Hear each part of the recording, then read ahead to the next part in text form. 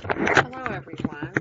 I am going to record and show you some of chapter 4's assignment. So I'm going to share my screen and then I'm going to come over and get my Excel spreadsheet right here.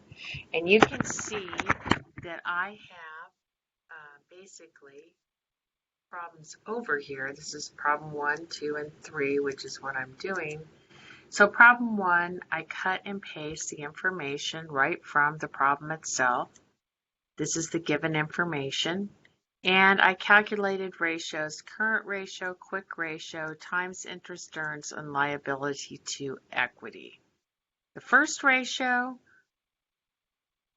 we just simply take current assets divided by current liabilities, and we get the current ratio, and then we copy it over to this column for the other company. These are two companies.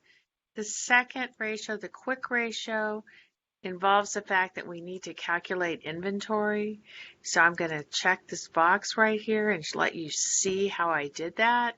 So I'm going to take the current assets minus the cash and the accounts receivable, and I'll get what's left over, which is inventory. And the same thing for the second column or the second company, except in this column we also have to adjust for short-term investments in order to get the inventory. Okay, so then for the quick ratio, I'm going to simply take column C8, current assets, subtract the inventory number that I computed over here and divide it by the current liabilities, and the same for this one. The times interest earned, we're simply taking the earnings before interest and tax divided by interest expense for both. And the liabilities to equity, we're simply taking the total liabilities divided by the equity for both. Okay, so for problem 2, what we do is we have, and I have copied over this information which is given, and I'm going to make this bigger. Okay, and we're calculating days sales outstanding, days inventory outstanding, days payable outstanding, and the cash ratio. So here to click on this one, click on that, and you can see what we're doing here is taking the total revenue divided by the average accounts receivable times 365, because that is the term of our period that we're using here. And we get 76.57, and the same would go for the other column. The inventory column, again, we're going to take the average inventory divided by the cost of sales times 365, and the same for this one. And then the payables, we're going to take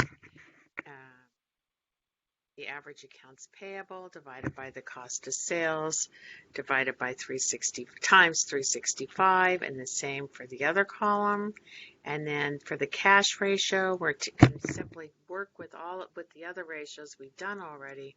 So we're going to simply take the days inventory outstanding plus the days sales outstanding minus the days payable outstanding, and we're going to get the cash here, and the same for that one. So I hope that helps on this one. Whoops, I messed up. I have a way of doing that sometimes. You have to be patient. Okay, and problem 3. Okay, basically on this problem, what I did was I copied this graphic over, which comes from the problem where the numbers come from, and then down below we're calculating for A, return on equity, for B, return on assets and financial leverage, for C, profit margin and asset turnover. So let me go over a few things I had to calculate in order to do these problems. Okay, so let me just explain that first. First, let's look at the revenue number. This revenue number, if you look up above in the charts under the income statement, you'll see we don't have the total revenue. So we have to get that. And how do we get that? We're going to take the net income plus the interest expense plus the tax expense plus the operating expenses. If we add those all together, we'll get the total revenue.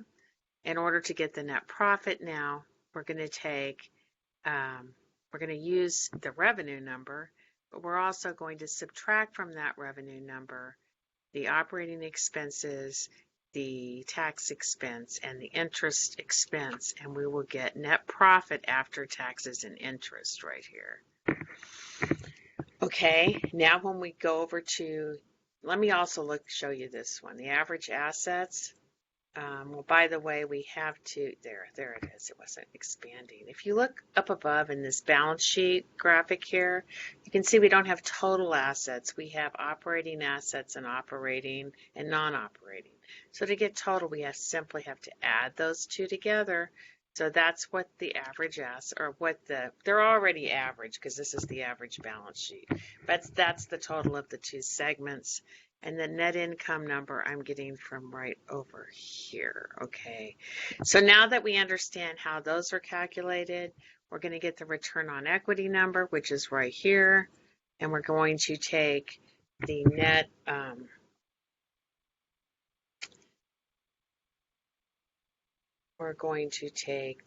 income divided by, what am I saying? Where's the E24? There it is. I got it. Sorry.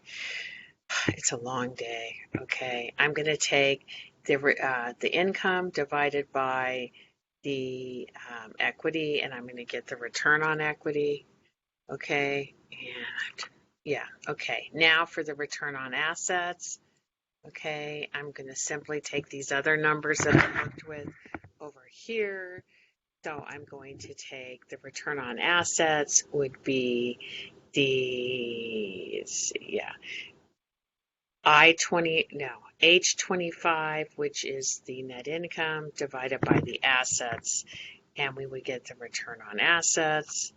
And then the financial leverage number is going to come from the total assets, which we have to, again, add those two categories together up here. And I'm talking about the operating and non-operating, divided by the 1473464, which is the equity. Okay, and the profit margin number, here we're going to use these numbers. We have to take the revenue, the net profit divided by the revenue, the sales, the revenue over here, and we get 0.19874, and the asset turnover number we have to get by taking the revenue number and divide it by the assets, which we have to again add these two together, the 262 and the 294,825.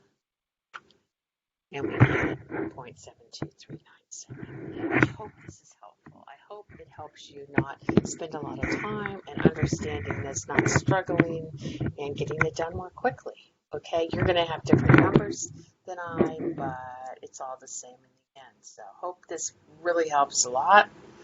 And I am now going to